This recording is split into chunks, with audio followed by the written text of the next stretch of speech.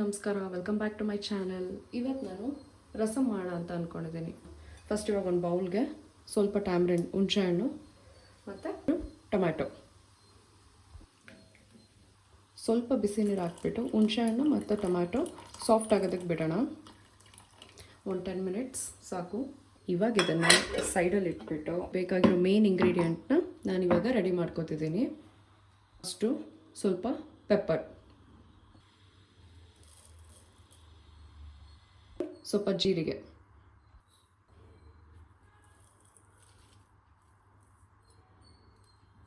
ಮೆಂತ್ಯ ಕಾಳು, ಸಾರಿ ಅದು ಧನಿಯಾ ಬೀಜ, ಮೆಂತ್ಯ ಕಾಳು ಜಾಸ್ತಿ ಏನು ಬೇಡ. ಒಂದು 4 ಪೀಸಸ್ ಆಫ್ ಗಾರ್ಲಿಕ್, ಬೆಳ್ಳುಳ್ಳಿ, ಒಂದು ಮೆಣಸಿನ್ಕಾಯಿ. ಇಷ್ಟನ್ನು ನೀಟಾಗಿ ಕುಟ್ಕೊಂಡು ಪುಡಿ ಮಾಡ್ಕೊತೀನಿ. ಮಿಕ್ಸಿಲಿ ಗ್ರೈಂಡ್ ಮಾಡ್ಕೊಳ್ಳೋದಕ್ಕಿಂತ ಕಲ್ಲಲ್ಲಿ ಕುಟ್ಕೊಂಡ್ರೆ ಫ್ಲೇವರ್ ತುಂಬ ಚೆನ್ನಾಗಿರುತ್ತೆ. ನಾನು ಅದಕ್ಕೆ ಕಲ್ಲಲ್ಲಿ ಕುಟ್ಕೊಂಡಿದ್ದೀನಿ. ನೋಡ್ಬೋದು ಎಷ್ಟು ಚೆನ್ನಾಗಿ ಬಂದಿದೆ ಅಂತ. ಈಗ ಮೇಯ್ನ್ ಇಂಗ್ರೀಡಿಯೆಂಟ್ ರೆಡಿ ಆಯಿತು. ಇವಾಗ ಇದನ್ನು ಒಗ್ಗರಣೆ ಮಾಡ್ಕೊಂಬಿಡೋಣ. ಆಯಿಲ್, ಸಾಸಿವೆ, ಬ್ಯಾಡಗಿ ಮೆಣಸಿನ್ಕಾಯಿ, ಕರಿಬೇವಿನ ಸೊಪ್ಪು. ಇವಾಗ ನಾವು ಆಗಲೇ ಕುಟ್ಟಿಟ್ಕೊಂಡಿದ್ದಂಥ main ingredient, rasam main ingredient milk powder.